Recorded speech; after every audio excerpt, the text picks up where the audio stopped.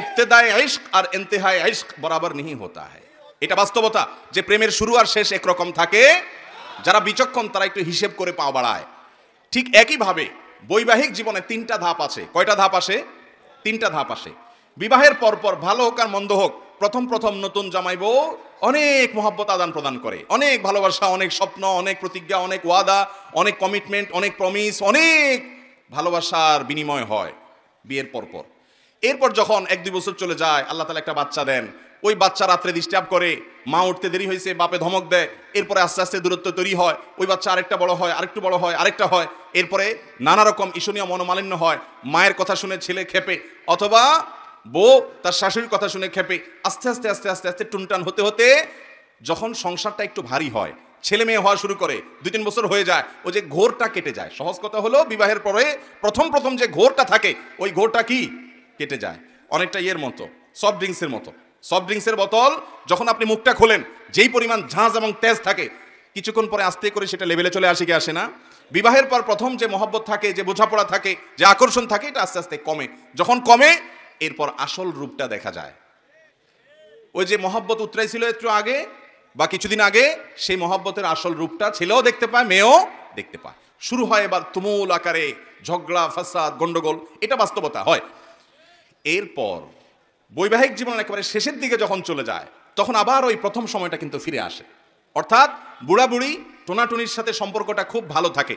আপনি আমাদের এই সমাজে জোয়ান জামাই বউ যেরকম মারামারি লেগে থাকে, গন্ডগোল লেগে থাকে, মুরব্বী চাচাদেরকে বুড়া বুড়ি এরকম গন্ডগোল লাগালাগি করে এবং চুলাচুলি করে, এরকম খুব বেশি দেখেন? একেবারেই নাই। ওই মাঝামাঝি পর্যায়ে যা হয় না হয়, শেষের দিকে আবার মহব্বত অনেক হয়। নদীর এ পাড়ে কিছুটা শান্ত, ওই পাড়ে কিছুটা শান্ত, মাঝখানে উত্তাল তরঙ্গ। ওই তরঙ্গ দেখে অনেকে ভুল করে এবং তরি ডুবিয়ে দেয়, আর ওই কুল পর্যন্ত যেতে পারে না। আর যে বিচক্ষণ সে জানে যে এরকম চড়াই উতরাই হবে দাম্পত্য জীবনে, বোঝাপড়ার গরমিল হবে, গন্ডগোল ফাসাদ হবে, এগুলোর সব ওভারকাম করতে হবে, একটা সময় আমার শান্তি আসবে। বিশেষ করে মা বোনদের একটা সমস্যা হলো যে পরের ঘর করতে গিয়ে নানা রকম ঝামেলা তৈরি হয়। তখন তারা কি করে, না এসব আর করবো না, আমি চলে যাই। এভাবে যে বেশিরভাগ মেয়ে পরবর্তীতে আফসোস করতে হয়। আর এই কারণে দাম্পত্য জীবনের সুখের দ্বিতীয় মন্ত্র হলো সবর এবং শুকর। এই দুইটা অভ্যাসকে নিজের জীবনে আনতে হবে। যাদের মধ্যে সবর নাই, যাদের মধ্যে কৃতজ্ঞতা নাই, এরা কখনো দাম্পত্য জীবনে সুখী হতে পারে? দাম্পত্য জীবনের সুখের অন্যতম মূল মন্ত্র হলো সবর করা। কারণ দুই ফ্যামিলির দুইজন মানুষ একত্রে সংসার করবে, এক ছাদের নিচে থাকবে, জীবন কাটাবে, সব কিছু ব্যাটে বলে কিয়ামত পর্যন্ত কোনো দিনই হবে। আপনি আমি কে? নবী করিম সাল্লাল্লাহু আলাইহি সাল্লামের সাথে, তার স্ত্রীদের সাথে, উম্মুল মুমিনিনদের সাথে ছোটখাটো বিষয় নিয়ে মান অভিমান হয়েছে না হয় নাই? বহুত হয়েছে। এবং সে মান অভিমানটা আমাদের মতো না, তাদের মতো করে হয়েছে। কারণ স্বামী স্ত্রী একসাথে দাম্পত্য জীবনে যখন সময় কাটাবে, তাদের মধ্যে বোঝাপড়ার গরমিল হবে। এই সময়টাতে দরকার হয় সবর করা। মনে রাখবেন, ইবাদতের অনেক বড় একটা পার্ট হলো সবর এবং ধৈর্য। আল্লাহ কোরআনে বলেছেন, ইন্নামা ইউওয়াফাস সাবিরুন আজরাহুম বিগাইরি হিসাব। যাদের পুরস্কার আল্লাহ তাআলা কোনো হিসাব করে দিবেন না, তারা হলো যারা সবরকারী, ধৈর্যকারী তারা। অতএব দাম্পত্য জীবনে ধৈর্য থাকতে হবে। স্বামী অনেক উল্টাপাল্টা করবে, সবর করতে হবে। মনে করতে হবে এর চাইতে অমানুষও পৃথিবীতে আছে। আবার স্ত্রী অনেক উল্টাপাল্টা করবে, সেক্ষেত্রেও সবর করতে হবে। মনে করতে হবে যে এর চাইতে অমানুষ অনেক আছে, এবং নিজেকে সান্ত্বনা দিতে হবে। অনেক ক্ষেত্রে কৌশলী হইতে হবে। বিশেষ করে দাম্পত্য জীবনে কৌশল ছাড়া আপনি সুখী হতে পারবেন না। আশরাফ আলী থানভী রহমাতুল্লাহ আলাইহি একটা ঘটনা বলেছেন সম্ভবত একবার, যে ওনার কাছে এক ব্যক্তি এসে বলল, হুজুর আমার বাসায় যে মহিলা আছে, আমার স্ত্রী, এই ভদ্র মহিলা আমি বাহির থেকে গেলেই কোনো কারণ ছাড়া অযথাই আমার উপরে সে চড়াও হয় এবং খুব বাজে ব্যবহার করতে থাকে। আমি আপনার ওয়াজটা শুনে একটু সবর করার চেষ্টা করি, কিন্তু কত পারা যায়, পারি না। আপনি একটু আমাকে বুঝায় বলেন তো আমি কি করতে পারি। তখন উনি বললেন যে আপনাকে একটা বুদ্ধি শিখাই। বাসায় ঢোকার আগে দরজার সামনে গিয়ে কয়েক সেকেন্ডের জন্য আপনি একটু মাথাটা নত করবেন, করে কল্পনার জগতে ডুব দিবেন। ডুব দিয়ে নিজেকে নিজে বলবেন যে আমি এখন দরজা খোলার সাথে সাথে কথার কথা একটা কুকুর আমার বাসায় আছে, কুকুরটা আসবে, তো কুকুর মানুষ দেখলে ঘেউ ঘেউ করে, এটা করবে। এটা আপনি শুধু মাথায় মনে মনে চিন্তা করবেন। এরপরে খোলার পর মানুষকে কুকুর মনে করে ছোট করা না, মানে এটা জাস্ট একটা ট্রিটমেন্ট, যে আমি মানুষ না, মনে করলাম যে একটা মানুষের পাশে একটা কুকুর আছে, তো কুকুরটা আমাকে ঘেউ ঘেউ করবে, এটা তোমার মনে করবা। মনে করার পর এরপরে দরজা নক করবা। বউ খোলার পর যদি তোমার সাথে ঘেউ ঘেউ করে, তুমি সাথে সাথে ওই যে তোমার ধ্যান, ওই ধ্যান কল্পনার জগতে ডুব দিবা।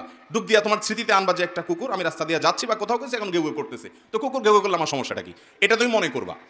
তো স্বামী বাসায় গেছে, যা দরজা খুলছে, দরজা নক করার আগে ওইরকম কল্পনা করছে স্ত্রী দরজা খুলছে, যথারীতি জামা কাপড় খোলার পর শুরু হয়ে গেছে বিশ্বযুদ্ধ, ঠুসঠুস শুরু হয়ে গেছে। যখন এগুলো শুরু হয়ে গেছে, ভদ্রলোক সাথে সাথে চোখ বন্ধ করে ওই ধ্যান করা শুরু করে দিছে যে হুজুর বলে দিছে যে আমার তো এরকম একটা পরিস্থিতি আমি কল্পনা করতে হবে। করলো তো, করার পরে লোকটা হেসে দিছে। বউ চিন্তা করলো ব্যাপার কি, প্রতিদিন হামলা পাল্টা হামলা হয়, গোলা বারুদ এখান থেকে গেলে ওখান থেকেও কিছু আসে, আজকে দেখে এটা মিটমিট করে হাসে, কাহিনী কি? স্ত্রীর তো মেজাজ আরো গরম হয়ে গেছে, সে যত গরম হয় এ দেখে আরো বেশি হাসে। তখন বলল, ধরছে একটু ঠান্ডা হয়ে, স্ত্রী দেখছে না রাগারাগি করতে হচ্ছে না, বলো কাহিনী কি বলো। স্বামী তো বলে না, একটা পর্যায়ে বলে দিছে যে আসলে হুজুর আমাকে এটা শিখাই দিছে, এরপর থেকে আমার কাছে তোমার সব রাগ ঝাগ বকা ঝকা এগুলো সব আমার কাছে একেবারে পান্তাবাদের পানি মনে হয়, আমার বরং আরো হাসি আসে। এরপর দিন থেকে আর ওই ভদ্রলোক বাড়িতে ঢুকলে বউ বেচারা ঝগড়া করতে গেলেও আবার গলা থেকে ফেরত চলে যায়, কারণ ঝগড়া করলেই তো কল্পনা এসে অন্য কিছু হবে। এ কথা শুধু মহিলাদের জন্য বলছি, মা বোনদের রাগ করার কোনো কারণ নাই। একই কথা পুরুষদের বেলায় হতে পারে, অনেক পুরুষ আছে এরকম ছেঁচড়ার মতো গেউ গেউ করে কি করে না, তো তাদের বেলায় যদি মহিলারা এই একই পদ্ধতি অ্যাপ্লাই করেন, ইনশাআল্লাহ অন্তত ওই গেউটা থামানোর জন্য ওষুধের কাজ দিবে। তো খোলাসা কথা হলো, সবর থাকতে হবে। রাগ হলে পাল্টা রাগ দাম্পত্য জীবনে কখনো সুখ আসার কারণ হয় না। দাম্পত্য জীবনে স্বামী হোক আর স্ত্রী হোক, ধৈর্য ধারণ করতে না পারলে কখনো শান্তি পাওয়া যায়, ধৈর্য ধারণ করতে হয়। নবী করিম সাল্লাল্লাহু আলাইহি ওয়াসাল্লাম জীবনে অনেক ঘটনা ঘটেছে, এর আগে আমি একাধিকবার বিভিন্ন জায়গায় বলেছি। আয়েশা রাদিয়াল্লাহু তাআলা আনহা ঘরে ছিলেন, তিনি, তার নিয়ম ছিল যে স্ত্রী ঘরে থাকতেন, রান্নাবাড়া তিনি করতেন। অন্য স্ত্রী এক বাটি খাবার দিয়ে একটা কাজের মেয়েকে পাঠাইছেন, খাদ্দামাকে, কৃতদাসীকে পাঠিয়েছেন এক বাটি খাবার দিয়ে, তরকারি দিয়ে ধরেন। তো ভালো বুড়া রান্না করেছেন, রসুলের জন্য পাঠাইছেন।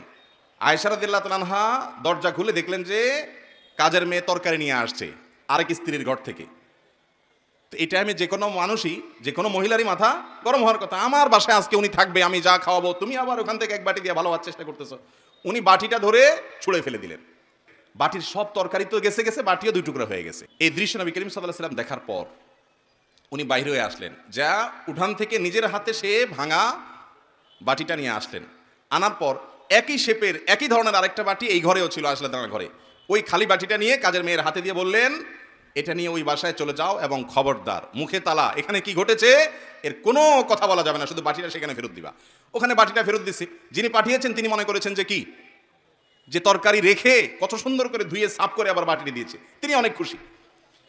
এই হাদিস বর্ণনা করার পর কোনো মুহাদ্দিস, কোনো হাদিস বিশারদ, কোনো হাদিসের শেষে এটুকু অতিরিক্ত বর্ণনা করতে পারেন নাই যে নবী করিম সাল্লাল্লাহু আলাইহি ওয়াসাল্লাম আয়েশা রাদিয়াল্লাহু আনহাকে ডেকে দুই চারটা ধমক দিয়েছেন। আমি যদি হইতাম এই জায়গায়, আর কিছু না হোক, বোর্ড দিকে তাকায়া অন্তত বিরক্তির সুরে এটুকু তো বলতাম যে এটা কাজ করলা, তুমি বাটিটা ভেঙে ফেললা, তুমি তরকারি না নিতে বাটিটা ভেঙে ফেললা। নবী করিম সাল্লাল্লাহু আলাইহি ওয়াসাল্লাম একটি কথাও বলেছেন বলে কোনো বর্ণনায় পাওয়া যায় না। দাম্পত্য জীবনে শান্তি আসার জন্য স্ত্রীর অনেক কিছুকে হজম করা শিখতে হয় স্বামীর, আবার একইভাবে স্বামীর অনেক কিছুকে হজম করা শিখতে হয় কার? স্ত্রীর। আজ আমাদের সমাজ ব্যবস্থায় ভোগ ভোগ ভোগ, ত্যাগের কোনো নাম নিশানা নেই, যার কারণে সবর কেউ কাউকে প্রতি করতে রাজি না। দাম্পত্য জীবনের শান্তির জন্য এই সবর এবং শুকর যা আল্লাহ তাআলা দিয়েছেন সেটার উপরে শুকরিয়া আদায় করার মানসিকতা থাকতে হবে, না হলে কোনোদিনই আপনি শান্তি পাবেন না।